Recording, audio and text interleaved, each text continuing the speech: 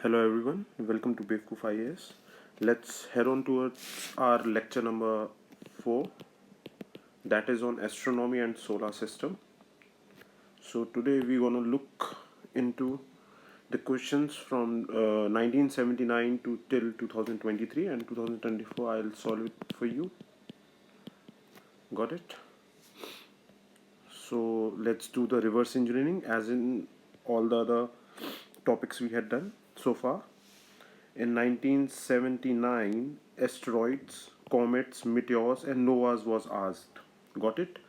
Then in 1979 again solar system, Kanyakumari, solar eclipse, lunar eclipse, नीप tides. सी अब यहाँ पे थोड़े इंटरमिक्सिंग वाले आ रहे हैं, तो ये सारी लर्निंग्स हम पहले ही लेक्चर्स में geomorphology, climatology, oceanography and science and tech के बाकी के लेक्चर्स में हम ये कुछ चीज़ें कवर कर चुके हैं, जिससे हमें अब यहाँ आसानी होगी. स्पेस टेक्नोलॉजी में भी हमने करा है, तो अब यहाँ आसानी होगी, या फिर आप इसे देखिए फिर स्पेस टेक्नोलॉजी पे जाइए, साइंस एंड टेक के. Got it? यहाँ पे स्पेस खाली है, यहाँ पर you can end of the day you can write your things for better revision at the end point of time before prelims. In 1980, land of the morning calm was asked. 1980 international date line पूछा गया. 1980 में फिर से the rising of the evening star पूछा गया. The international date line फिर से पूछ लिया. 1980 में वो सेम ही लग रहा है मुझे क्वेश्चन. कॉमेट देखिए 1984 में यहाँ से पूछा है. कॉमेट 1979 में पूछा था, फिर 1984 में हमने साइंस एंड टेक में भी देखा था. ग्रीनविच मीन टाइम पूछ लिया है, वही ग्रीनविच मीन टाइम जो ग्रीनविच से निकलता है यूके से 0 डिग्री वाला, वही. इंडियन स्टैंडर्ड टाइम क्या है, कहाँ से निकलता है, वो सब हम देख लेंगे. ज़ोडिएक पूछ लिया. इनर प्लैनेट्स पूछ लिया. Getting it? Okay. And satellites of Jupiter पूछ लिया. वीनस पूछ लिया. मिट्योर के बारे में पूछ लिया. और बाकी के क्वेश्चन इधर भी दिख जाएंगे हमको. डायमंड रिंग के बारे में पूछ लिया. अभी आपको रिपीटेशन दिखेगा थोड़ी सी देर में. देखिए अल्फा सेंचुरी स्टार, पोलैरिस, सन भी स्टार है, सीरियस, ये सब देखिए स्टार्स पे क्वेश्चंस पूछ लिए हैं. इंडियन स्टैंडर्ड टाइम फिर से वापस रिपीटेशन. इंटरनेशनल डेट लाइन देखिए 15-15, 10-10 साल, 7-7 साल, 8-8 साल, इस तरीके से रिपीटेशन आ रहे हैं. देखिए 88 का 97 में पूछ लिया 98 की जगह, तो इस तरीके से देखिए अगेन कॉमेट्स, मिटेरॉइड्स, मिटेओर्स, एस्ट्रॉइड्स पूछ लिया. एस्ट्रॉइड फिर अगेन यहाँ पूछा. फिर इंडियन स्टैंडर्ड टाइम वापस से घुमा करके more about Indian standard meridian. फिर प्लैनेट्स पे वापस repetition. Getting it? Characteristics of planets पूछ लिया 1998 में. फिर वापस से एस्टेरॉइड आया, देखिए ये यहाँ पर 1998 में वापस से सेम प्लैनेट 1998 में, वहीं पे एस्ट्रोनॉमिकल यूनिट के साथ में. इंटरनेशनल डेट लाइन वापस रिपीटेशन 1999 में. Getting it? Black hole 2000. Black hole हमने स्पेस टेक में भी करा है. और उसके अलावा आपका सदर्न पोल पूछ रहा है, नदर्न पोल्स पूछ रहा है, tropic of cancer, location of stars, equator. ये कितना रिपीटेशन है देखिए. डेंसिटी ऑफ प्लैनेट्स, प्लैनेट्स पे question. Orbiting of planets, planets पे क्वेश्चन. वीनस वापस से repeat. Moon orbiting the earth, moon. Revolution of earth कितनी बार पूछ चुका है. ऑर्बिटिंग ऑफ प्लैनेट्स, वापस से प्लैनेट पे क्वेश्चन. ग्रीनविच मीन टाइम, वही 0 डिग्री वाला. देखिए 2007 में. नीचे से आप बैक जाइए, देखिए रिपीटेशन है. एस्ट्रोनॉमिकल यूनिट आ गया. फिर प्लैनेट्स पे क्वेश्चन. पोजिशनिंग ऑफ प्लैनेट्स पे प्लैनेट्स बार बार. फिर 2009 में प्लैनेट्स पूछ लिया. फिर 2011 में इन्होंने वापस से एस्टेरॉइड्स पे पूछा, कॉमेट्स पे वही रिपीटेशन. Pole star. अब देखिए अर्थ पे पूछ रहे हैं, रोटेशन, रेवोल्यूशन, वही रिपीटेशन है. प्लेट मूवमेंट्स के बारे में जियोमॉर्फोलॉजी जाके देखिए, मिलेगा. ग्रेविटेशनल फोर्स क्या है बताया है. Geothermal energy, electromagnetic radiation, EMF जो रहता है, और डायनेमिक चेंजेस ऑन द अर्थ पूछ लिया. रोटेशन ऑफ अगेन देखिए बार बार, और ये पीछे से आ रहा था. लैटिट्यूड, लॉन्गिट्यूड्स क्या होती हैं वो देख लेंगे, वैसे बता चुका हूँ पहले भी. समर सोलिस्टिक क्या है, फिर ये पूछ लिया. उसके बाद में वापस से अगेन सोलिस्टिक. विंटर भी आ जाएगा इसके अंदर ही जहाँ तक मुझे लगता है. देखिए पल्सार पे कितने सारे क्वेश्चन आ चुके हैं पहले. साइंस एंड टेक में जाइए, देखिए वहाँ पे मिलेगा. स्पेस टेक में आई थिंक. तो रिपीटेशन कितना है आप ये देखिए. तो अगर हम यही करके चले जाएंगे तो कितना सही रहेगा ना. तो let's head on towards our 1979 question, that is on page number 178.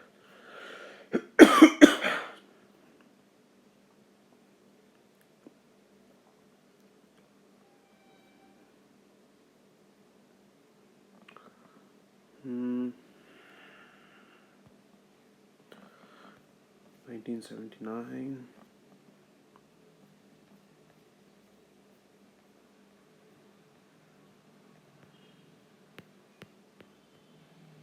This is the question. The weight of an object at the poles is greater than at the equator. कल के ही उसमें करवाया था आई थिंक ये मैंने. This is because भाई poles पे greater क्यों होता है? क्योंकि उसकी सेंटर ऑफ अर्थ से दूरी कम होती है, इसकी इधर की दूरी ज़्यादा है, तो यहाँ पे वेट ज़्यादा हो जाएगा ना पोल्स पे. अगर ऑल्टीट्यूड बढ़ता जा रहा है, हाइट बढ़ती जा रही है, तो क्या होगा? डिस्टेंस ज़्यादा है तो इधर कम होगा इक्वेटर पे.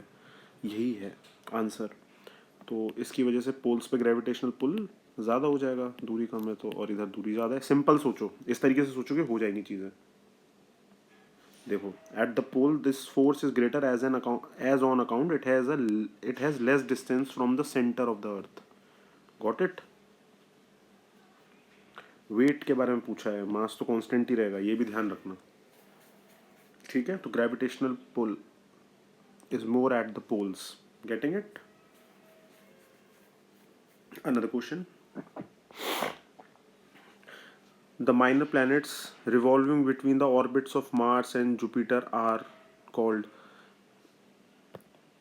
ये मार्स है और जुपिटर, इनके बीच में एस्ट्रॉयड बेल्ट होती है. तो ये सिंपल क्वेश्चन पूछा था इन लोगों ने. Answer is asteroids. बट हम यहाँ देख लेते हैं कि कॉमेट्स क्या होते हैं, मिटियोर्स क्या होते हैं, नोवास. कॉमेट्स मैं बता चुका हूँ बट स्टिल मैं फिर से बताऊंगा. कॉमेट होता है chunk of ice and rock originating from the outer solar system, often accompanied by coma and tail. Got it. छोटा सा टेल और ये रिवोल्यूशन करता है पूरे में. एस्ट्रॉइड क्या है? A rock in orbit generally between Mars and Jupiter. Sometime asteroids gets bound towards earth. Got it. Meteoroid, a space rock that's bigger than a dust grain but smaller than an asteroid. It strikes Earth. It is then a meteorite. ठीक है, मीटेरॉइड से जैसे strike करेगा अर्थ की तरफ तो वो meteorite बन जाएगा. Got it. Meteor, the streak of the light seen when a space rock enters the atmosphere and starts burning up aka falling star. ये जो आप देखते हो ना टूटता हुआ तारा, ये वही है. Meteorite. A meteor doesn't entirely burn up. A piece of space rock that lands on the earth is called a meteorite. Got it? Properly समझ में आ गया. डायग्राम भी अच्छा दे रखा है, फिर से देख लेना. नोवास क्या होते हैं? Nova is an astronomical event in which a strong explosion occurs temporarily on the stellar surface which increases the brightness by hundreds to millions of times, then slowly darkening over weeks or months. I think ये मैंने करा रखा है, space tech में जाके देखिए मिल जाएगा. Another question. At which place will you find maximum sunlight in December. भाई इक्वेटर के पास जो होगा उस पर ज़्यादा लाइट आएगी ना, तो सबसे पास में सबसे एंड वाला पॉइंट होगा अर्थ का. वैसे तो इंदिरा पॉइंट है इधर अंडमान निकोबार वाला, बट इनमें कौन सा सबसे एंड में है? कन्याकुमारी. देखिए Kanyakumari lies closest to the tropic of Capricorn. Due to this, the sun rays falls vertically here during December. Therefore, maximum sunlight will be found in December. Getting it? इसमें ट्रॉपिक ऑफ कैप्रिकॉर्न इक्वेटर भी हो सकता है. It's fine, it's fine. Tropic of Capricorn के सबसे पास भी यही है, देखा जाए तो इक्वेटर के पास. ठीक है. Solar eclipse occurs when. Solar eclipse occurs when. अब थोड़ा हम सोलर एक्लिप्स के बारे में बता देते हैं. हमने थोड़ी देर पहले नीप टाइड, स्प्रिंग टाइड्स पढ़े थे लास्ट लेक्चर्स में. उसमें क्या हो रहा था? नीप में क्या हो रहा था? इधर आ रहा था मून, तो इससे कोई लेना देना नहीं है. स्प्रिंग में क्या हो रहा था आपको ये सोचना है. स्प्रिंग में क्या हो रहा था? मून इधर आ रहा था या फिर इधर जा रहा था. बट जब मून इधर आएगा ना सन और अर्थ के बीच में, तो शेडो जोन क्रिएट हो जाएगा अर्थ के ऊपर, क्योंकि वो लाइट को रोकेगा सन की को. यहाँ फोर्स की बात नहीं हो रही, सिर्फ लाइट की बात हो रही है. तो इसी को बोलते हैं सोलार एक्लिप्स. ठीक है. जब सन के ऊपर ग्रहण लग जाता है, सूर्य ग्रहण, कोई चीज़ बीच में आएगी तभी तो शैडो बनेगी ना. सिंपल. मून आ जाता है. ऐसी ल्यूनार एक्लिप्स जब ये शैडो जोन में चला जाता है, मून पीछे आता है स्प्रिंग टाइड्स वाले टाइम. देख रहे हैं यहाँ पे शैडो जोन वाला क्रिएशन वाली बात हो रही है, और फोर्स की बात जहाँ जाती है तो वहाँ टाइड्स के ऊपर आ जाता है। Getting it? इस तरीके से इंटर रिलेटेड है ओशनोजोग्राफी स्पेस से।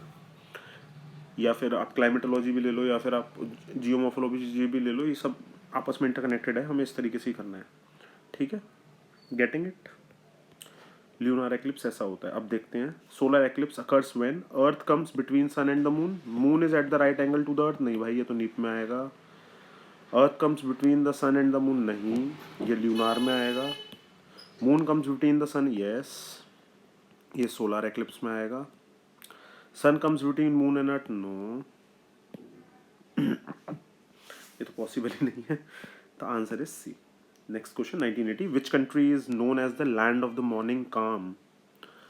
मॉर्निंग काम में कौन सी कंट्री? ये याद रखिएगा, कोरिया है। Japan is known as the land of rising sun. South Korea is the land of morning calm. Rising sun Japan सब जानते हैं, बट मॉर्निंग काम के लिए Korea, South Korea. Got it? याद रखना। 1980, इंटरनेशनल डेट लाइन। ठीक है, international date line में बताता हूँ। इससे पहले हमें ग्रीनविच मरीन टाइम का देखना पड़ेगा। 0 डिग्री रहता है, उसके जस्ट 180 डिग्रीज पर इंटरनेशनल डेट लाइन हमने डिसाइड करी हुई है, जो कि रशिया और यूएस के बिल्कुल बीच से कटते हुए निकलती है, और पैसिफिक ओशन को ना पूरा काटती है। कुछ आइलैंड्स इधर रह जाते हैं, कुछ इधर, इस तरीके से। Got it? यहाँ पर एक दिन एक्स्ट्रा हो जाता है, यहाँ पर एक दिन लूज हो जाता है। कैसे? यहाँ पर 21 अगर डेट है, आज का डेट है, आज 9 फेब है ना, तो यहाँ जो 9 फेब होगी, आज यूएस में चल रही होगी 8 फेब, तो यहाँ पे जो 9 फेब जिसको जो जो the people who are having 9 Feb in the morning, यहाँ पे नाइट का या दिन का 8 फेब चल रहा होगा। तो अगर इस जगह को क्रॉस कर दिया तो आप एक डे पीछे चले जाएंगे, तो उसका मतलब ये है। Got it? एक डे आप लोग पीछे चले जाएंगे, simple.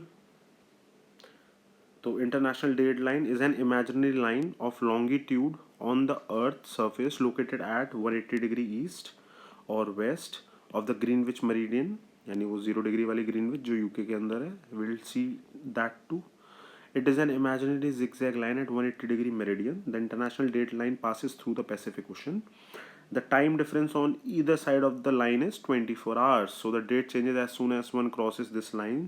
Some group of islands, Polynesia, Melanesia and Micronesia, याद रखना PMM से, Polynesia, Micronesia and Melanesia, fall on either of the date line. So if the date line was straight, then two regions of the same island country or island groups would fall under the different date zones. ये पूरा एक ही है ना, तो divide हो जाते बेचारे, इसलिए एक साइड में कर दिया उनको। Got it? इसलिए जिगजैग मैनर में थोड़ा सा। Getting it? अब आप 0 डिग्री के चाहे 180 डिग्री ईस्ट में चले जाओ, चाहे 180 डिग्री वेस्ट में चले जाओ, पहुंचे दोगे तो 180 डिग्री पे यहाँ सीध में ही ना है, तो ये सर्कुलर टाइप ही ना थोड़ा। Getting it? और ये 180 डिग्री क्या है? लैटिट्यूड है कि लॉन्जिट्यूड है? ये भी याद रखिएगा, ठीक है, कि ये क्या है, लैटिट्यूड या लॉन्जिट्यूड, ये आप लोगों को बताना है क्या है। ये अभी बताया मैंने जस्ट, ठीक है।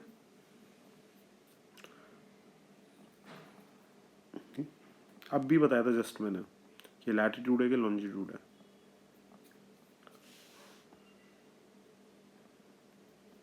यहाँ देखिए, लॉन्जिट्यूड, ये 0 डिग्री, ये ऊपर से जो आ रही होती हैं ये लॉन्जिट्यूड्स होती हैं, और ये वाली हॉरिजॉन्टल लैटिट्यूड्स और वर्टिकल लॉन्जी, ठीक है। Another question, the rising of evening star Venus indicates. भाई इवनिंग में अगर कोई चीज़ राइज कर रही है तो कौन सी डायरेक्शन होगी? इवनिंग में सन किधर मुड़ता है, किधर जाता है, मूंदता है, किधर जाता है, किधर सनसेट होता है? वेस्ट में तो होता है।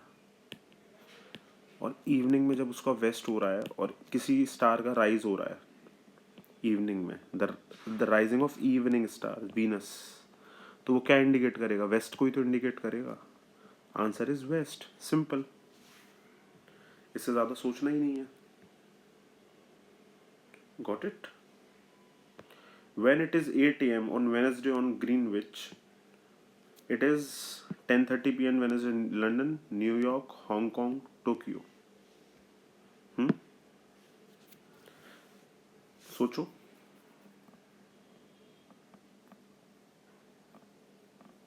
क्या पूछने की कोशिश कर रहा है ये? ग्रीनविच 0 डिग्री पर था। अब इनमें से मुझे लंदन लगभग आई थिंक 0 डिग्री, वो लंदन वाला ही रहेगा वो तो।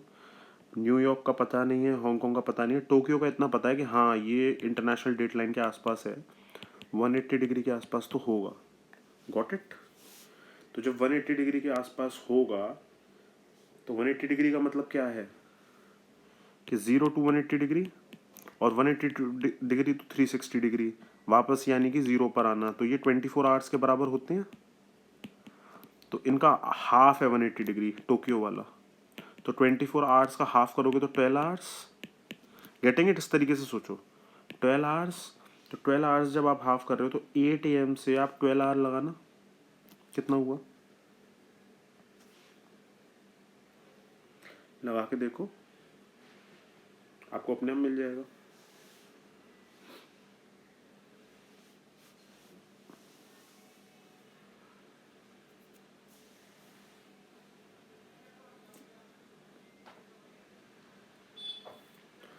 और 12 आवर से थोड़ा सा कम होगा, 180 डिग्री पे टोक्यो तो नहीं है, थोड़ा कम तो होगा ही उससे। इस तरीके से हमको थोड़ा सॉल्व करना है। तो 5 PM हो रहे होंगे वेडनेसडे एट टोक्यो पे, ठीक है। 180 डिग्री से कम होगा, getting it? Tokyo in the east, और वो आगे चल रहा होगा टाइम, यूके से तो आगे ही होगा ना जापान का टाइम। तो अगर यूके में 8 सुबह का 8 बज रहा है तो जापान में आई थिंक शाम का कुछ टाइम हो रहा होगा 8 से पहले पहले का। तो 5 PM दे रखा है, तो ये इसके चांस होने सबसे ज़्यादा हैं। हांगकांग में 3 PM, इसके भी चांस बन सकते हैं, ऐसी बात नहीं है। इसके भी बन रहे हैं, न्यूयॉर्क के आई थिंक 6:15 AM, थोड़ा आगे चल रहा है। ट्यूसडे का है बट ये वेडनेसडे ज़्यादा पीछे हो गया, नहीं ये नहीं होगा। 10:30 PM on Wednesday at London, London का तो मतलब ही नहीं बन रहा है, ये दो तो नहीं हो सकते। हांगकांग का हो सकता है और एक टोक्यो का हो सकता है वेडनेसडे का, उन दोनों में से कोई एक है। Getting it? तो इस तरीके से करना है, but it is not required. 1980s में इस तरीके का क्वेश्चन आया, अब नहीं आएगा। Why is there a severe, another question 1981। I am giving you 1 minute to solve it by yourself. After that, I'll teach you. Your time starts now.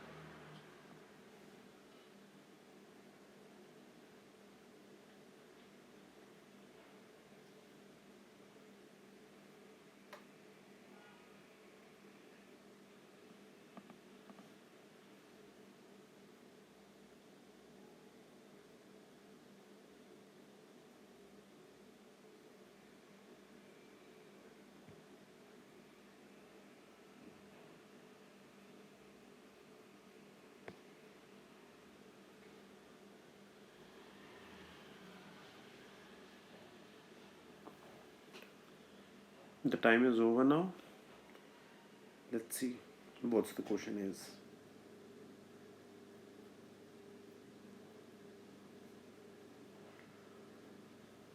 Why is there a severe difference in climates of northern and southern hemisphere? Question ये है, due to rotation of the earth around its axis. Is that so guys? Due to revolution of the earth around the sun of its orbit, वो तो पूरा अर्थ पे effect करेगा ना ये दोनों चीज़ें, तो नदर्न और सदर्न को थोड़ी करेगा।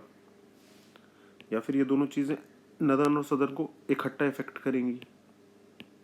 Getting it?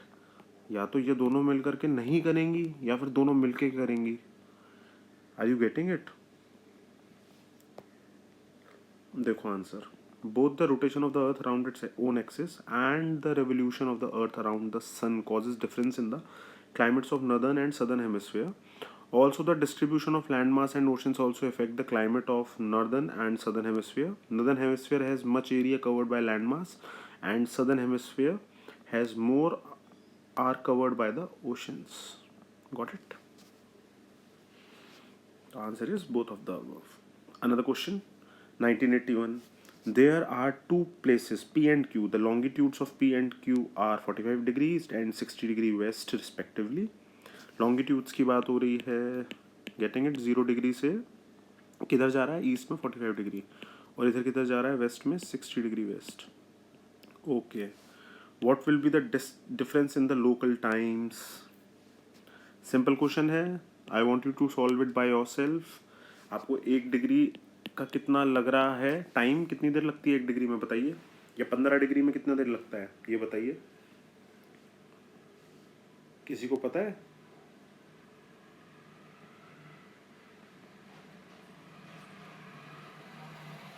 वन डिग्री कितना होता है पता है किसी को? 15 डिग्री कितना होता है? अभी बोला था 15 डिग्री का बताइए. 1 आवर होता है तो 60 मिनट्स हो गए. तो 1 डिग्री कितना हुआ? 4 मिनट्स. अब 0 से 45 डिग्री यहाँ है तो 45 डिग्री. 60 डिग्री यहाँ है तो 60 + 45 कितना हो गया? 105 डिग्रीज इंटू 4 मिनट्स कर दो तो 20 4 420 मिनट्स. 420 मिनट्स को 60 से डिवाइड कर दो. 6 7 जा 42. 7 आवर्स आ रहा है मेरा आंसर. इसमें देखते हैं कितना है. 7 hours. Got it? Another question है of 1981. Different seasons are formed because अलग अलग सीजन्स. अभी हमने यही इसी टाइप का क्वेश्चन किया था ना, ये वाला. Why they are severe difference in the climates of northern and southern hemisphere. ऐसे ही यहाँ पे सीजन्स का डिफरेंस क्यों आ रहा है? क्यों आ रहा है? सन के चारों तरफ रिवोल्यूशन कर रहा है. कभी क्लोज है सन से अर्थ, कभी दूर जा रही है. Getting it? तो रेवोल्यूशन में जब दूर जाएगी तो ठंडा हो रहा है नॉर्दर्न हेमिस्फीयर में. सदर्न हेमिस्फीयर में नहीं. हाँ, सदर्न हेमिस्फीयर में इस तरीके से टिल्ट है तो वो थोड़ा पास आ जाता है तो वहाँ गर्मी है. बट यहाँ पर सदर्न हेमिस्फीयर थोड़ा दूर चला जाता है तो ठंडा हो जाता है. और नॉर्थ पास रहता है तो यहाँ समर्स आ जाते हैं. अब पता चल रहा है differences? Getting it? Sun is moving around the sun? No, sun is not moving around the sun. Of the revolution of the earth around the sun on its orbit. Yes यार, rotation of the earth से तो आपका day and night का phenomenon आता है. Seasons का ऐसा सच नहीं आएगा. Getting it? So revolution along with the earth tilted axis leads to changing seasons across the hemisphere. ये इधर की दूरी थोड़ी सी ज़्यादा रहती है, इधर की थोड़ी कम रहती है. बट ठीक है, देख लेते हैं. विंटर इन नदर्न हेमिस्फीयर. इधर विंटर्स आ जाएंगे क्योंकि सनलाइट दूर है इधर से. इधर समर आ जाएगा सदर्न में. उसी का जस्ट अपोजिट होगा. समर जब हो रहा होगा हमारे इंडिया में नदर्न हेमिस्फीयर में, तो वहाँ पे विंटर हो रहा होगा ऑस्ट्रेलिया साइड में. Summer solstice 21 June. Winter solstice 22 June. When the sun rays fall on the equator. वैसे तो इक्वेटर यहाँ चला जाता है तो ट्रॉपिक ऑफ कैप्रिकॉन और इधर ट्रॉपिक ऑफ कैंसर, ऐसा कुछ ये समझ लो. बट इक्वेटर होता है इसका. Getting it? वो टिल्ट की वजह से ऐसा हो रहा है. इक्विनॉक्स. इक्विनॉक्सेस. Getting it?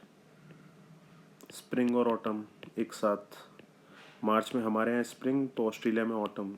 जब ऑस्ट्रेलिया में स्प्रिंग सितंबर में तो हमारे यहाँ ऑटम. समझ रहे हो? एंड इक्विनॉक्सेस क्या होते हैं वो आप बताएंगे.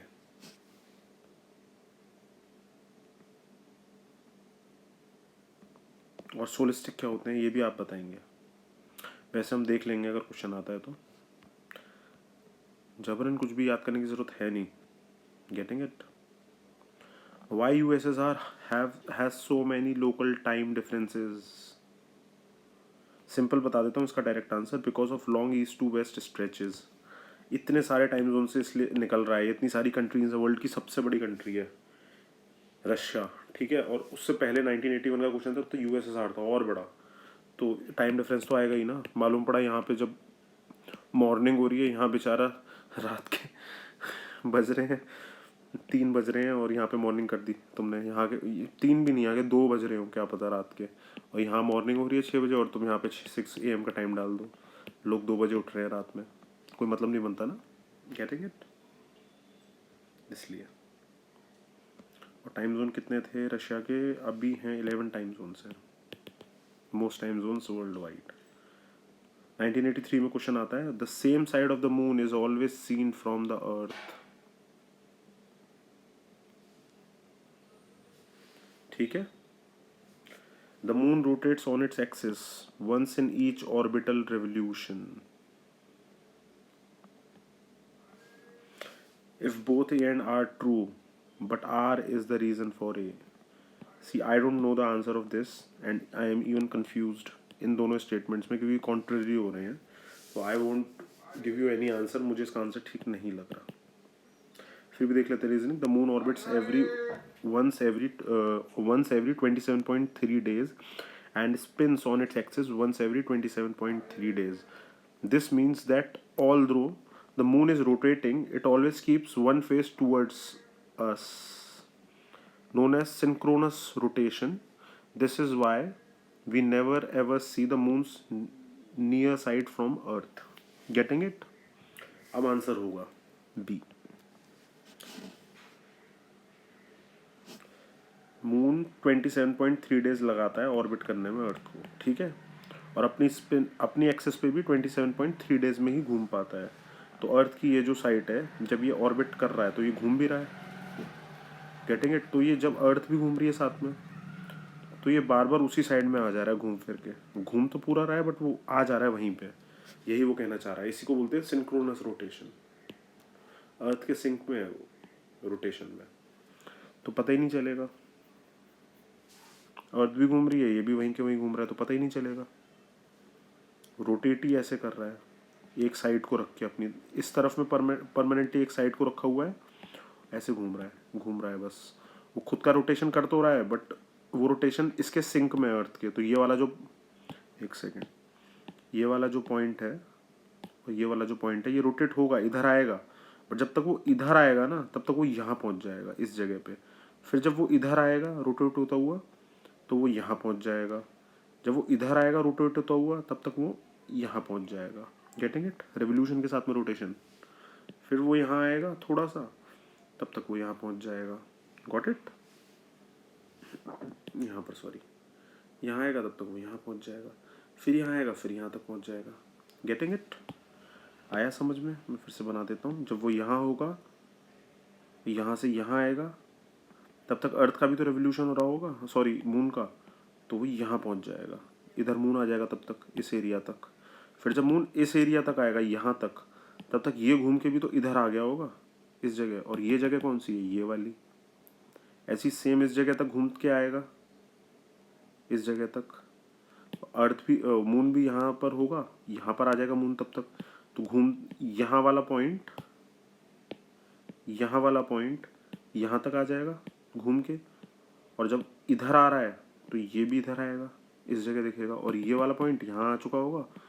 फिर सॉरी, ये वाला पॉइंट यहाँ आ जाएगा, मतलब यहाँ इस जगह पे। तो रेवोल्यूशन इस तरीके से चल रहा है। Getting it?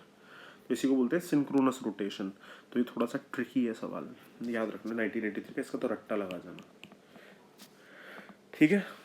1983 it was a new learning for me also, because ये मतलब मुझे पता था बट स्टिल ये मुझे थोड़ा सा हमेशा एंथुजियास्ट और थोड़ा सा कंफ्यूज करता था। और ऐसा क्यों हो रहा है synchronous rotation? The rotation of the moon is locked by gravity to the earth, so its period of the day is the same as its orbital period around the earth. Thus it always keeps the same face towards us. We cannot see the far side except by launching a rocket and looking back. Okay. In which of the following cities one can never see the sunshine overhead at noon? In which of the following cities one can never see the sunshine overhead at noon? Delhi is slightly away from the equator, so sun is slightly tilted from being overhead. Got it? Delhi इसका answer है। याद रखना भाई, बहुत बड़ी मतलब अलग type की चीज़ है, ठीक है। सनशाइन ओवरहेड द मून नून नहीं आएगी, दिल्ली पे, क्योंकि वो स्लाइटली अवे है इक्वेटर से, क्योंकि वो ट्रॉपिक ऑफ कैंसर के नॉर्थ में है। और tilt of axis of rotation of the earth है, तो नॉर्थ के जो पार्ट्स हैं ट्रॉपिक ऑफ कैंसर के will never have the noon sun exactly overhead, जबकि मुंबई, विशाखापट्टनम, त्रिवेंद्रम, बैंगलोर ये सब ट्रॉपिक ऑफ कैंसर के नीचे हैं, जो इक्वेटर के पास हैं, तो इक्वेटर पे ही सन की राइज एग्जैक्टली ऊपर आ जाती है, इस वजह से। चलो अगला question. Halley's comet has to appear in the solar family in the year. 1984 में क्वेश्चन आया था हेलीज कॉमेट का, हमने कल उस वाले लेक्चर में पढ़ा था, साइंस एंड टेक के लेक्चर में, स्पेस टेक में आई थिंक, तो वहाँ से देख लेना, या फिर यहाँ पे 76 ईयर्स में हेलीज कॉमेट आता है, और इससे पहले 1986 में आया है, तो नेक्स्ट आएगा 2061 में। Got it. तो might be UPSC last in 2051 के हेलीज कॉमेट कितने साल में आता है या कब आने वाला है, अभी भी पूछ सकता है, कुछ पता नहीं।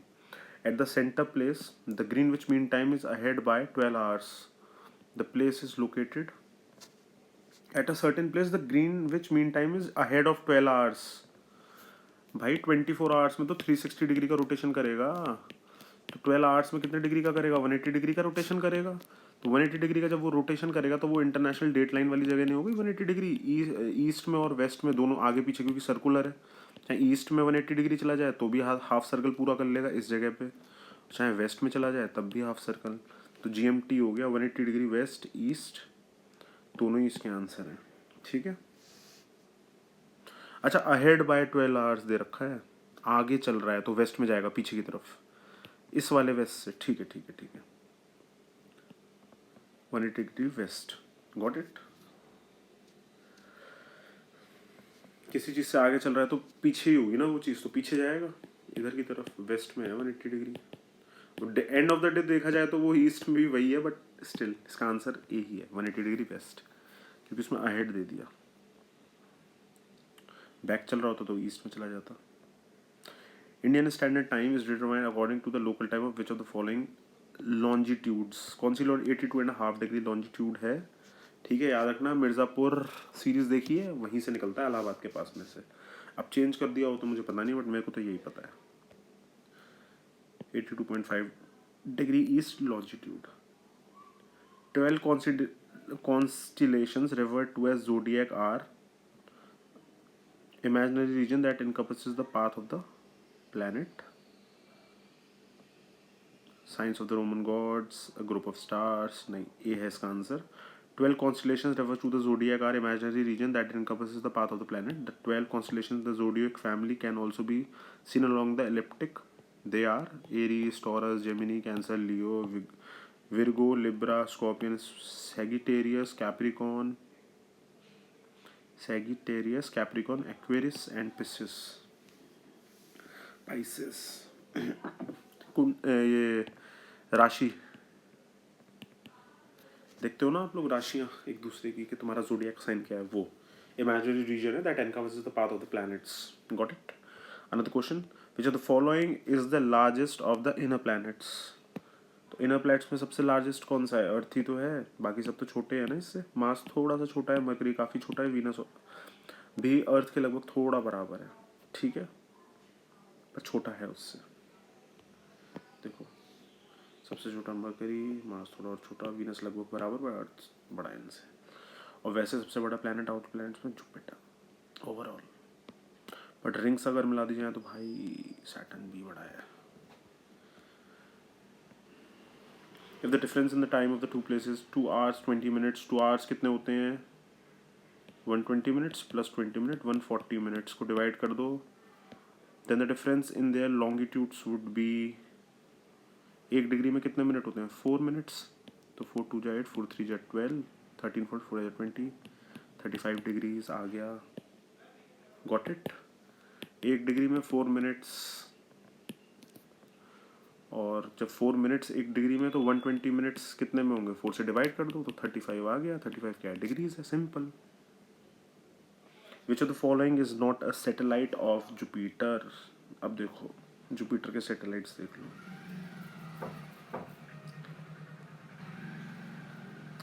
अर्थ का सैटेलाइट क्या है, मून।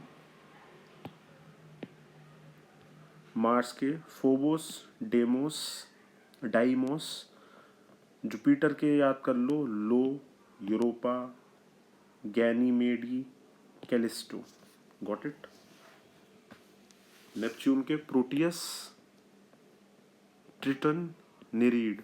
प्लूटो के चेरॉन, बट देखा जाए तो चेरॉन अपने आप में एक डॉफ प्लैनेट है और आज की डेट में वो उसका मून नहीं है प्लूटो का, ठीक है, याद रखना। प्लूटो का मून नहीं है चेरॉन। चेरॉन ज़ेरो, चेरॉन ज़ेरो, यूबी 2132003 करके भी एक है। ये 3 डॉफ प्लैनेट्स हैं, चेक कर लेना, इतनी ज़रूरत है नहीं वैसे, बट स्टिल। Got it. तो which of the following is not a satellite of Jupiter? अब देखो, कैलिस्टो नहीं है, कैलिस्टो है, आयो है, यूरोपा है, टाइटन नहीं है, तो this is the answer Titan. अब टाइटन किसका है? टाइटन काफ़ी फेमस हो गया है, इसलिए यूरेनस का है टाइटन। इस तरीके का थोड़ा आउट ऑफ द क्वेश्चन आता है, तो if you want to learn these things you can. थोड़े बहुत याद रखना, मार्स के 2 याद कर लेना और जुपिटर के लो, यूरोपा, गैनीमेड, कैलिस्टो ये याद रखना। टाइटन तो पता ही है। यूरेनस टाइटन इसलिए पता है क्योंकि उसकी टाइटेनिया नाम है वैसे तो, बट उसके ऊपर मूवी आ चुकी है। Which of the following is the brightest heavenly body in the evening night sky? Evening star, sorry evening planet, evening lights वाला कौन सा था? वीनस ही तो था, अभी हमने बैक में क्वेश्चन देखा था। D is the answer, brightest planet है क्योंकि वो सबसे ज़्यादा सनलाइट रिफ्लेक्ट कर देते हैं। उसके क्लाउड्स, थिक क्लाउड्स 70% तक back in to the space. The path of Halley's comet in its orbit around the sun is elliptical, बताया था। सन है, ऐसे जाता है, पर थोड़ा बड़ा पाथ है, पास से निकल जाएगा काफ़ी, बट उसका साइकिल बड़ा लंबा है। 74 to 79 ईयर्स की साइकिल, 76 के अराउंड उसकी साइकिल मानी जाती है। Which of the following is not a satellite of Jupiter? Again, Io, Callisto, Europa, Titan. Titan is the answer. Again क्या रिपीटेशन पे आ गया, मुझे लग रहा है भाई उसी ईयर का फिर से नहीं, अगले साल पूछा है। The speed of the revolution of the Earth in its orbit around the sun is greatest when the Earth is nearest to the sun. Same throughout the year. Greatest when the Earth is farthest from the sun.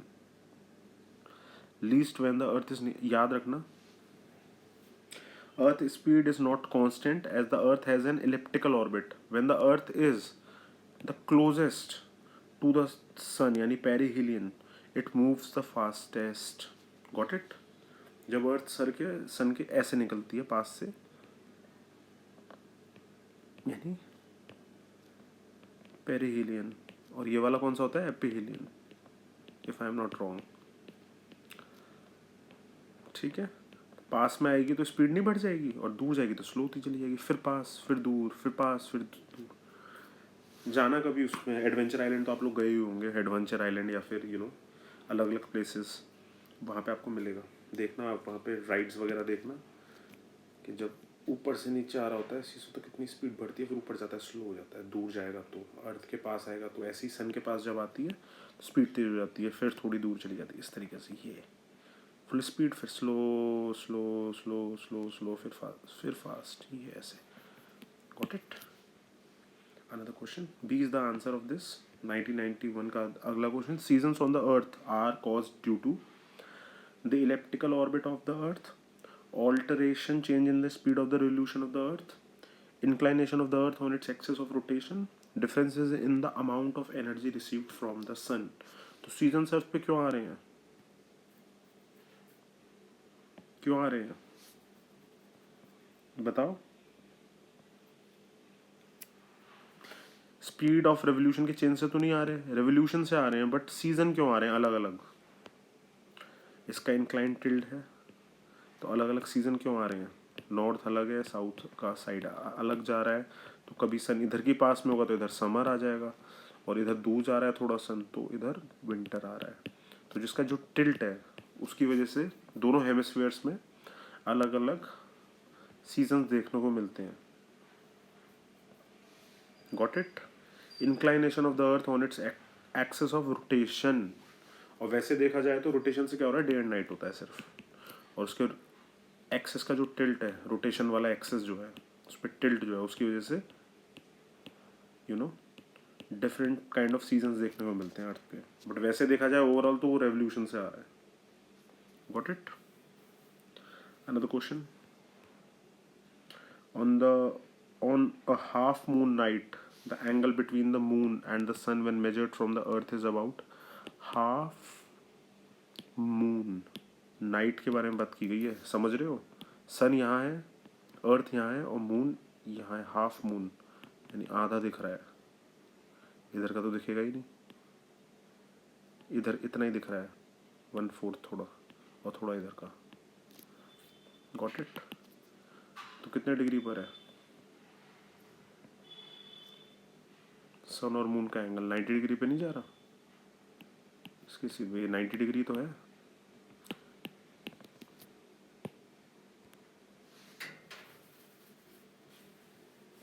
Got it. Perpendicular जा रहा है. Jupiter completes one circuit of the sun in कितने time में करता है? 12 years में. याद रखना 11.86 अर्थ ईयर्स होता है. Once every 330.6 earth days. Got it. Another question. A person stood alone in the desert on a dark night and wanted to reach his village, which was situated 5 kilometer east of the point. अब ये आप खुद ही देखो, ये खुद ही देखो. But he located the pole star. The most convenient way to reach his village to the park is.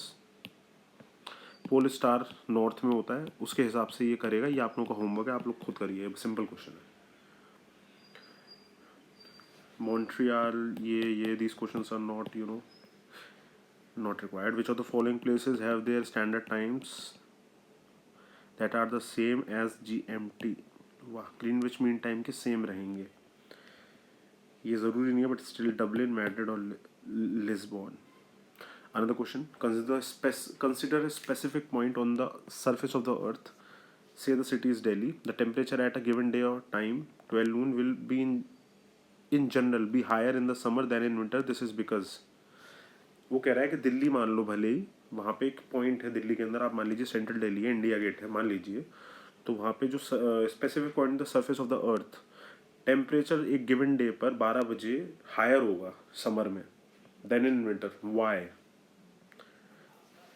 D option देखते हैं. The axis of the earth is inclined more towards the sun in winter. No, वो inclination तो है but towards the सन नहीं है, opposite जाएगा. evaporation of water from it, कुछ भी नहीं. sun rays falling on the earth are inclined more towards the surface of the earth. नहीं. the earth is closer to the sun in the summer than in winter. yes. Perihelion और aphelion अभी बताया था. Peri में रहता है वो, या एपी में रहता होगा, देख लेंगे. ठीक है.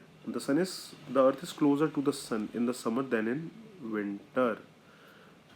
अरे जब भी चाहे ऑस्ट्रेलिया में ही आ रहा हो चाहे इंडिया में आ रहा हो, फॉर एग्जांपल दिल्ली ले लेते हैं, इंडिया में तो सन के पास, सन की रेस ज़्यादा पास पड़ रही होंगी ना. यहाँ पे ऑस्ट्रेलिया में जब ठंडी आ रखी होगी तो पास होंगी रेस. समर के टाइम पे क्लोजर रहेगा सन के. अब जब यहाँ ठंड हो रखी होती है तो ऑस्ट्रेलिया पास होता है सन के.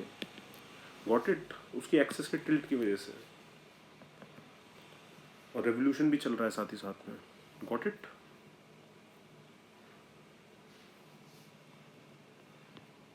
इक्विनॉक्स देखिए.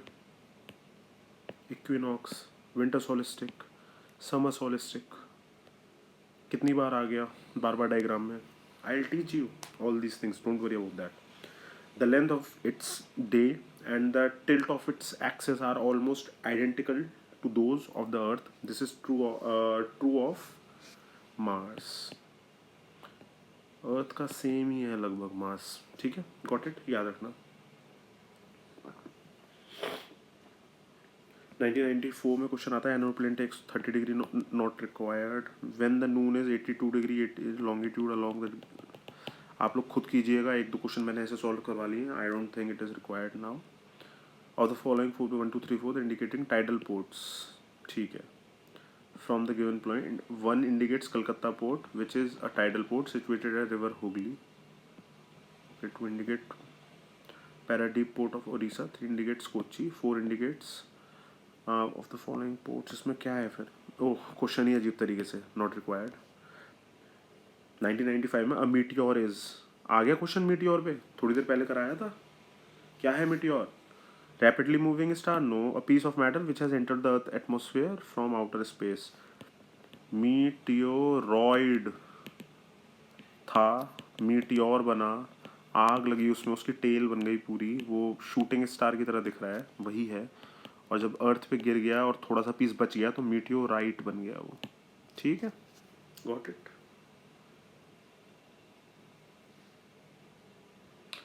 उससे पहले वो क्या था, कॉमेट भी हो सकता है या फिर कोई एस्टेरॉयड भी हो सकता है। एस्टेरॉयड का पीस ही होगा, कॉमेट तो नहीं। खैर चलिए देखते हैं। Diamond ring is a phenomenon observed. Total solar eclipse आता है, मून बिल्कुल सन के सामने आ गया, उसकी रेज मिक्स मार रही हैं, उसी को बोलते हैं, तब रिंग बनती है एक, उसी को डायमंड रिंग बोलते हैं। Got it. तो इसका आंसर है C, only along the peripheral regions of the totality trail. ये पेरिफेरल रीजन्स, ये किनारे किनारे के। Got it. कब ऑब्जर्व होता है पेरिफेरल रीजन्स में टोटलिटी ट्रेल के? सेंट्रल में थोड़ी हो रहा है, या फिर एंड ऑफ सोलर एक्लिप्स क्यों होगा? इतना सा दिखेगा, पूरा ही दिखेगा, मतलब इस तरीके से।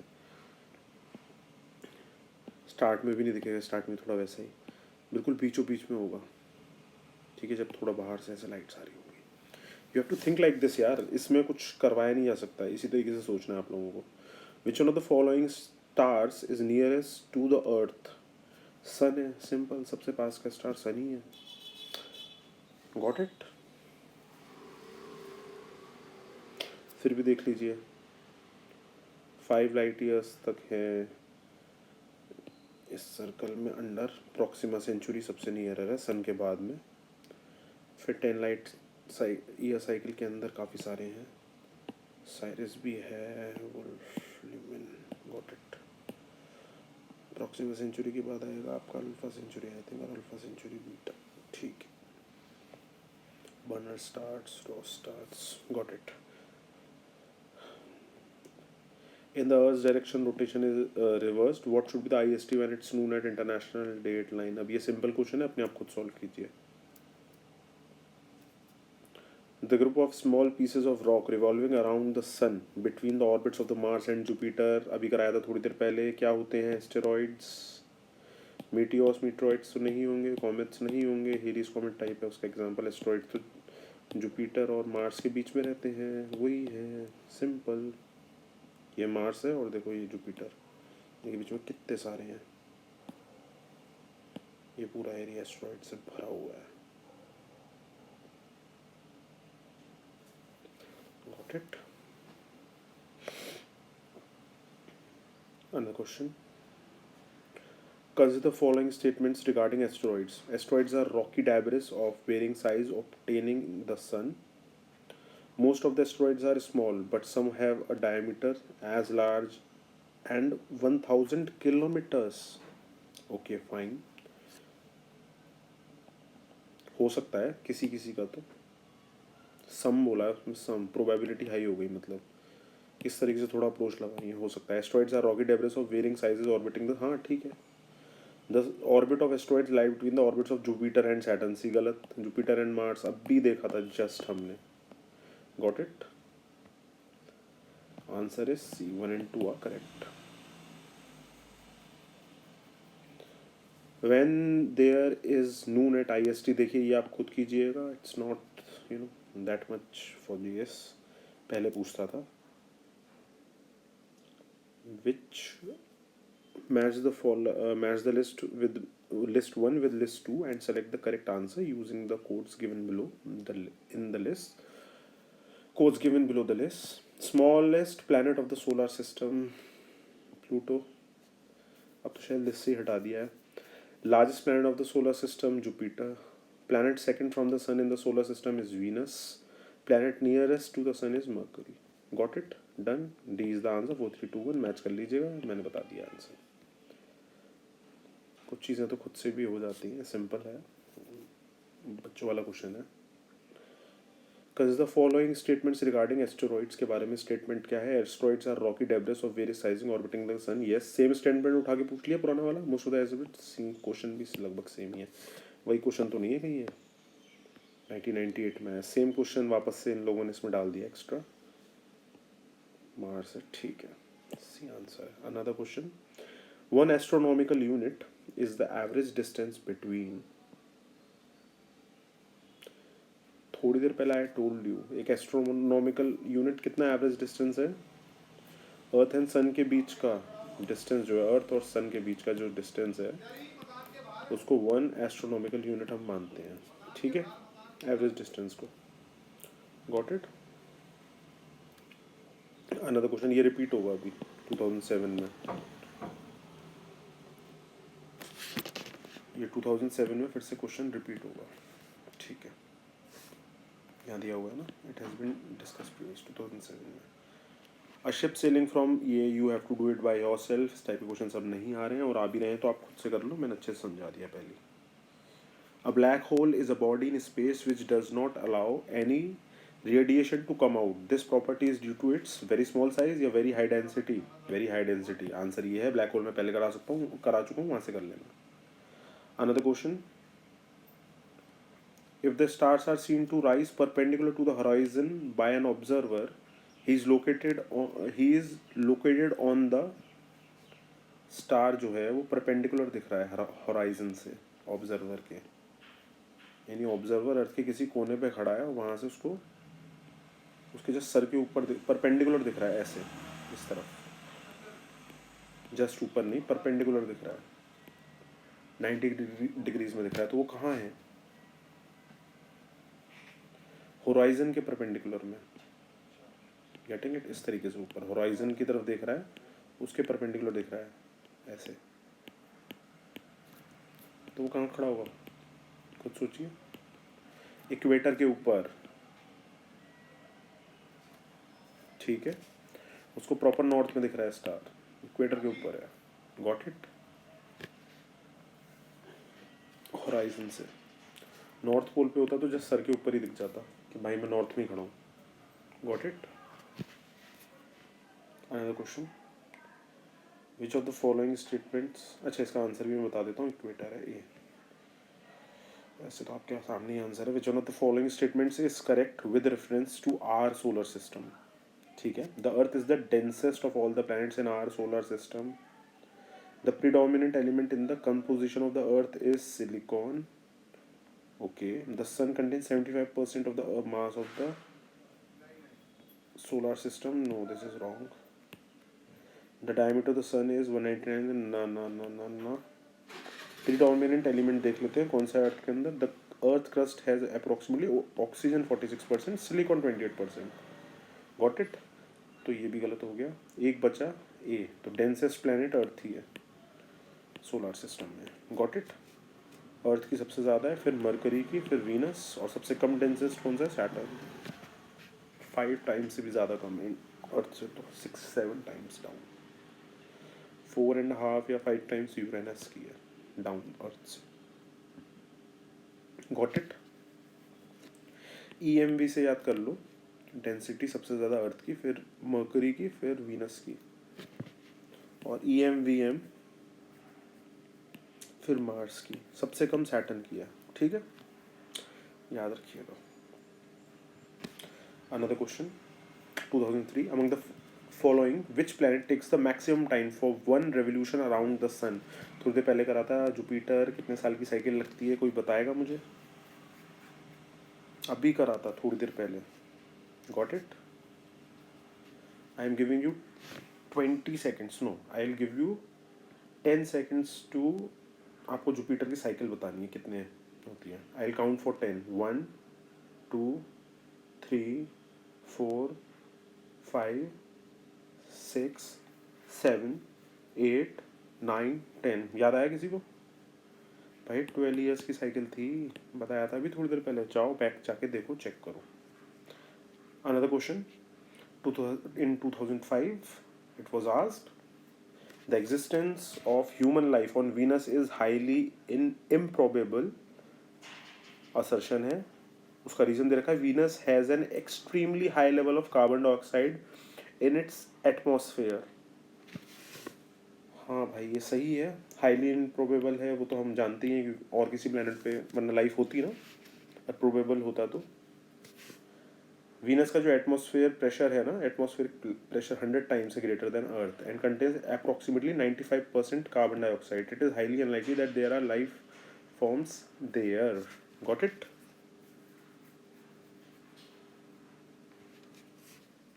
तो ये इज द राइट आंसर। याद रखिएगा, वीनस के बारे में थोड़ा पढ़ना है तो पढ़ लीजिए।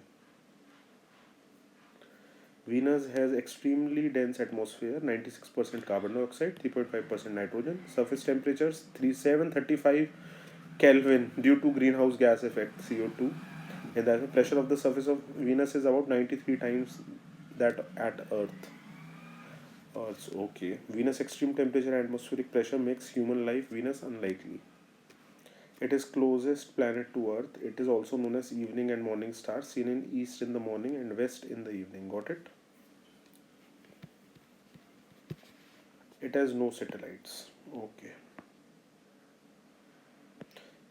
Gravity on Earth 0.9 of Earth. तो अगर आप 10 फीट अर्थ पे जंप मार रहे हैं तो वीनस पे 11 फीट मार सकते हैं। डंक। Got it? बास्केटबॉल वाला। Another question, why do we always see the same side of the moon? अभी बताया था थोड़ी देर पहले, सिंक्रोनस करके कुछ था, उसकी वजह से।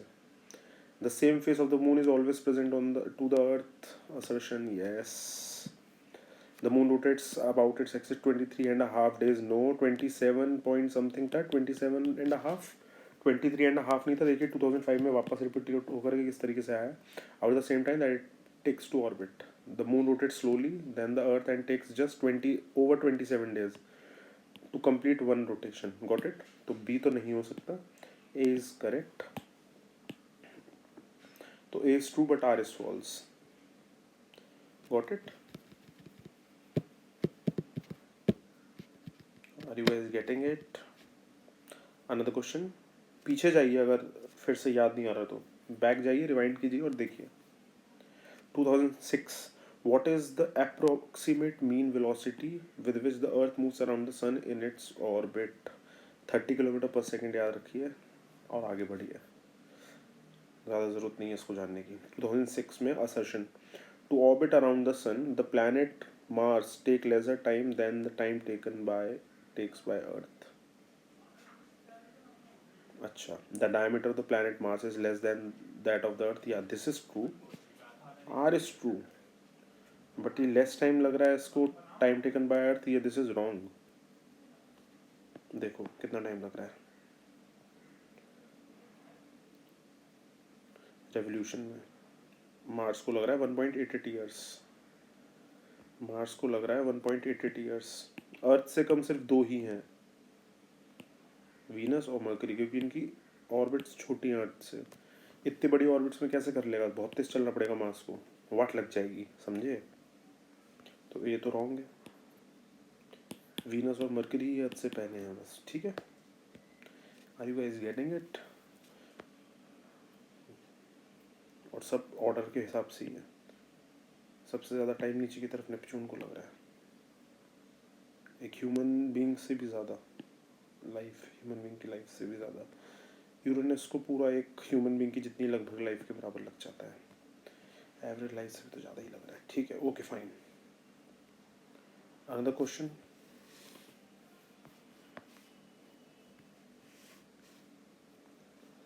in 2007 what is the average distance approximately between the sun and the earth? याद रखिए 15 लाख किलोमीटर के अराउंड, 100,000 लाख 10 100,000 लाख 10 करोड़ 15 करोड़ किलोमीटर के अराउंड है। तो 150 दिख जाए, सीधे टिक मारिए। Got it?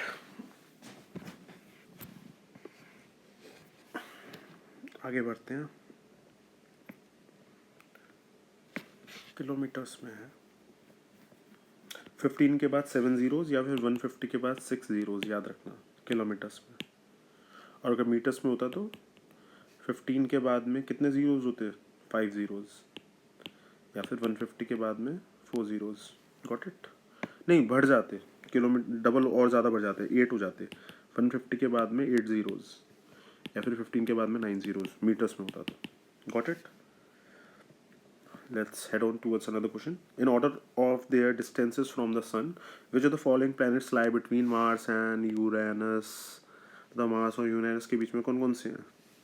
ये रहा मार्स और ये रहा यूरेनस. कौन कौन से हैं? जुपिटर है और सैटर्न है. तो ये रहा answer. Got it.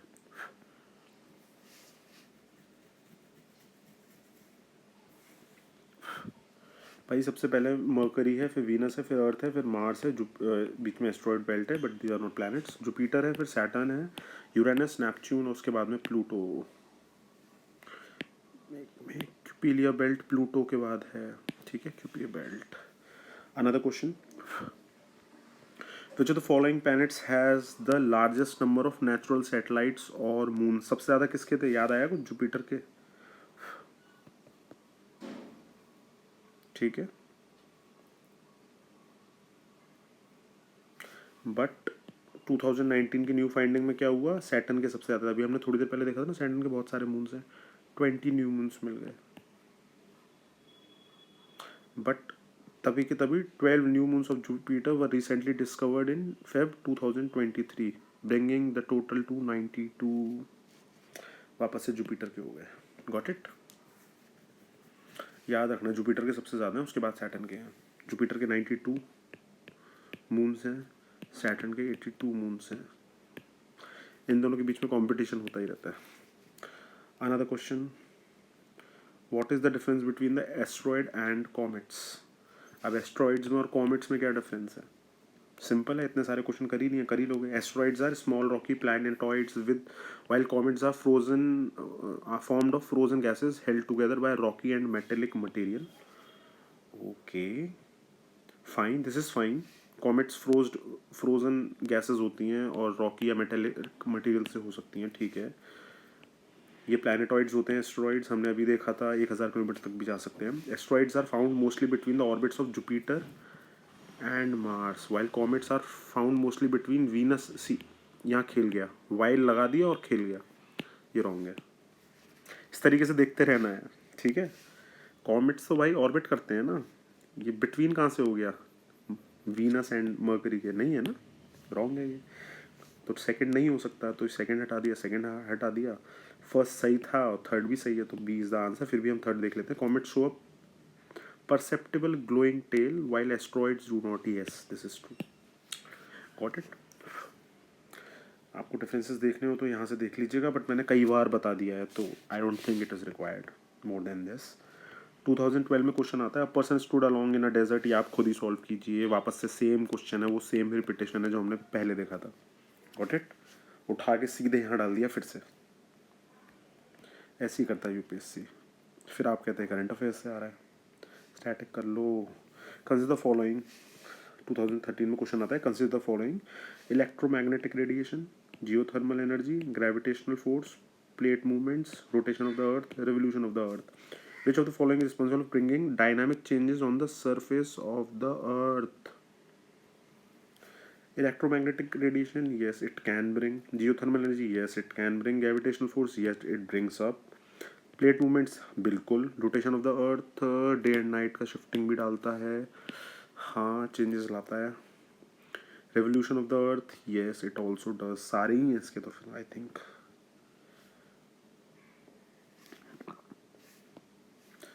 D is the correct answer. Electromagnetic radiation क्या करता है? टेम्परेचर चेंज लेके आएगा. Indicates metamorphism of rocks. Gravity क्या करती है? Force activating down slope movements of the matter, also causes stresses on the earth's materials. Plate movements तो पता ही है. Building energy emanating with the earth force behind. Endogenic geomorphic processes. Energy is mostly generated by radioactivity, rotational and tidal friction, and primordial heat from the origin of the earth. Energy, geothermal gradients, heat flow due to variations. दुनिया भर की चीज़ें. Got it. I don't think anything else is required. Plate movements, convergent, divergent, transform. करा ही चुका हूँ ये तो मैं शायद. ट्रांसफॉर्म में plates travel sideways to one another. ये याद रखना बस. ऐसे ऐसे ऐसे ऐसे टकराने लग जाती हैं प्लेट्स, एक दूसरे के साइड में चली जाएगी, एक इधर चली जाएगी, एक इधर चली जाएगी। अनदर क्वेश्चन 2013 वेरिएशन, ये सब मैं करवा चुका हूँ पता है, ये प्लेट मूवमेंट्स और ये सब, इसलिए यहाँ पर सिर्फ हम उसके एप्लीकेशंस लगा रहे हैं और कितना इजीली अब देखिए सॉल्व हो रही हैं चीज़ें। Variations in the length of day time and night time from season to season are due to, day time का लेंथ और नाइट टाइम का लेंथ। ठंडियों में विंटर्स में ज़्यादा लंबी रातें हैं, समर्स में कम लंबी रातें हैं। क्यों हो रहा है? रोटेशन से नहीं हो रहा है, ये डे एंड नाइट रोटेशन से होता है, बट उनका timing longing, you know, summers का आना, विंटर्स का आना, वो हो सकता है टिल्ट एक्सिस पे रोटेशन के कारण, ठीक है, बट वो भी रेवोल्यूशन में हो रहा होगा तब, तो रेवोल्यूशन की वजह से होती हैं चीज़ें, revolution of the earth on it's tilted axis. Got it? ऐसे घूम रहा है ना। अच्छा, डेट्स याद रखिएगा, विंटर सोलिस्टिक की डेट है 22 दिसंबर और समर सोलिस्टिक की डेट है 21 जून, ठीक है। डेट लगभग सेम ही होती है, बस ठंडी और गर्मी का सीन रहता है। Are you guys getting it? और इक्विनॉक्सिस अगर मार्च में आ रहा है तो वो सितंबर में आएगा दूसरा वाला, वो भी लगभग सेम डेट के आसपास 21 से 23। Got it?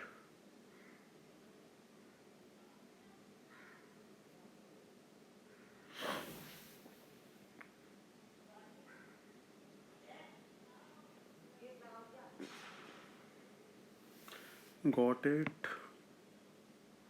Summer solstice 21 June, सबसे लंबा डे याद रखना। समर सोलिस्टिक का मतलब सबसे लंबा दिन, और विंटर सोलिस्टिक्स में होता है सबसे शॉर्ट डे, यानी लॉन्गेस्ट नाइट। Getting it? और इक्विनॉक्सिस क्या होते हैं पता है किसी को? इक्विनॉक्सिस समझ में नहीं आ रहा? डे एंड नाइट इक्वल हो जाते हैं, क्यों? सेलेस्टियल इक्वेटर जो होता है, सन वहीं पे रहता है, लगभग वहाँ क्रॉस करके जाता है उसके आसपास से। Got it? इसलिए याद रखना। अच्छा, यहाँ पे समर सोलिस्टिक डिफाइन भी है, देखा ही नहीं मैंने बस बता दिया। ओके, पढ़ लेते हैं, अब पता तो चल ही गया है। द जून सोलिस्टिक यूजुअली 20 और 21 जून occurs in northern hemisphere and एक second, and December solstice usually 21 or 22nd December occurs in the southern hemisphere. Summer solstice happens when the tilt of the Earth's north pole is closest to the sun. As a result, on June 21 or 22, the northern hemisphere experiences its longest day and shortest night of the year. ठीक है? Sun never sets below the horizon of the Arctic Circle. याद रखना, Arctic circle enjoys non stop day light for nearly 6 months, फिर Antarctic circle पे चला जाएगा वो, इस तरीके से। विंटर सोलिस्टिक में क्या होगा?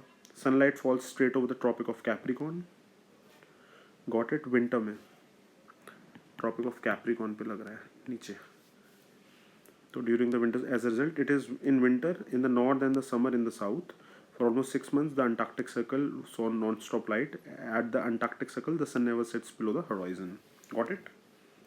यहाँ पे ट्रॉपिक ऑफ कैंसर था समर्स में, यहाँ ट्रॉपिक ऑफ कैप्रिकॉन विंटर्स में। ये रहा tropic of cancer directly. Are you guys getting it? ना समझ में आया कमेंट में डाल देना, मैं फिर से एक वीडियो बना दूंगा समर सोलिस्टिक, इक्विनॉक्स और इन सब के ऊपर, but I think these things are very easy. कई बार दिखा दिया तो तुम्हें समझ में आ गया होगा डायग्राम के थ्रू भी। Got it? अगर ये इक्वेटर है तो ये ट्रॉपिक ऑफ कैंसर और नीचे ट्रॉपिक ऑफ कैप्रिकॉन। विंटर में ट्रॉपिक ऑफ कैप्रिकॉन पे लाइट सबसे ज़्यादा पड़ेगी, वो टिल्ट की वजह से ये ऊपर आ जाता है थोड़ा सा। तो विंटर सोलिस्टिक 22 दिसंबर को ट्रॉपिक ऑफ कैप्रिकॉन पे लाइट पड़ती है, इस चक्कर में यहाँ पर कम होती है, तो यहाँ का नॉर्दर्न हेमिस्फीयर का तो सबसे शॉर्टेस्ट डे और लॉन्गेस्ट नाइट, और ये गर्मी में उल्टा हो जाता है, ट्रॉपिक ऑफ कैंसर जस्ट सामने आता है तो लॉन्गेस्ट डे शॉर्टेस्ट नाइट यहाँ की, और ये नीचे चला जाता है, और इक्वेटर इधर, ट्रॉपिक ऑफ कैप्रिकॉन इधर। ठीक है, नॉर्दर्न हेमिस्फीयर की बात करें, इक्विनॉक्सिस पे दोनों ही side equal day equal night. Okay, equinoxes. Okay fine. In the northern hemisphere, the longest day of the year normally occurs in, see, again वही क्वेश्चन अभी बताया था, समर सोलिस्टिक. कब आएगा? जून में ही तो आता है. कौन से जून में? 21 जून. Got it. तो second half of the month of the June है वो. दिख गया? This is the answer. ऐसे करना है क्वेश्चन सॉल्व. आ गए हम 2022 में, सीधे क्वेश्चन ही उठा के पूछ लिया. Getting it? 2019 में भी आया, और कितनी बार पीछे डायग्राम देख चुके हैं हम. ऐसे करना है solve. Another question, Cepheids, nebula, pulsar मैं डिक्टेट करा चुका हूँ स्पेस टेक्नोलॉजी में, वहाँ पे देख लेना एक बार जा करके. पल्सार क्या होते हैं? Neutron stars that are formed with massive stars run out the fuel and collapse. Getting it? Neutron star था, वो रन आउट कर गया एंड कोलैप्स कर गया, सुपरनोवा वाला वो हुआ, बर्स्ट हुआ, पल्सार बना. पल्सार क्या है? टक टक टक टक टक टक टक टक. इलेक्ट्रोमैग्नेटिक रेडिएशन चल रहा है, बल्ब्स की तरह lip lip lip lip lip lip lip lip ऐसे कर रहा है. दैट्स पल्सार. या फिर वो न्यूट्रॉन है, वो आप, इट्स डिपेंड्स अपॉन यू. आप देखिए क्या है क्या नहीं है. Rotating neutron star that emit regular pulses of radiation. See, electromagnetic radiation वाला पल्सिंग करते हैं, पल्सार. उसका नाम ही इसलिए पल्स है, पल्सार. सुपरनोवा एक्सप्लोजन हो जाएगा न्यूट्रॉन स्टार का, जो मैंने अभी बताया, उसके अंदर पल्सार आ जाएगा. Getting it? अब नेबुला क्या है? Nebulae, giant clouds of dust and gas in space, some form from dying star and other when the new stars are forming. तो नेबुला का stars which brighten and dim periodically. No, nebula is giant cloud of dust and gas in space. Stars which brighten and dim periodically, period wise, भाई कभी dim हो रहा है फिर periodically rise हो रहा है. तो दीज आर कॉल्ड सिफिड्स. अब इसका प्रोनाउंसिएशन आप फिर से देख लेना. सिफिड्स होते हैं stars that brighten and dim periodically. Cepheids are type of variable star that pulsates in size causing changes in brightness over time. They are used as distance indicator in astronomy but are not giant clouds of dust and gas. तो ये interchange कर दिया इन लोगों ने, तो these both are wrong and pulsars are correct. Only one is the answer. ये आप लोगों को पता होता 2023 में आंसर सही हो जाता ना. और क्या पता हुआ भी हो आप लोगों का. Description of Cepheids and nebula is reversed. Reverse कर दिया इनको दोनों को. ठीक है, got it. So that's all for today. Signing off. Thank you so much for being on Before 5 years.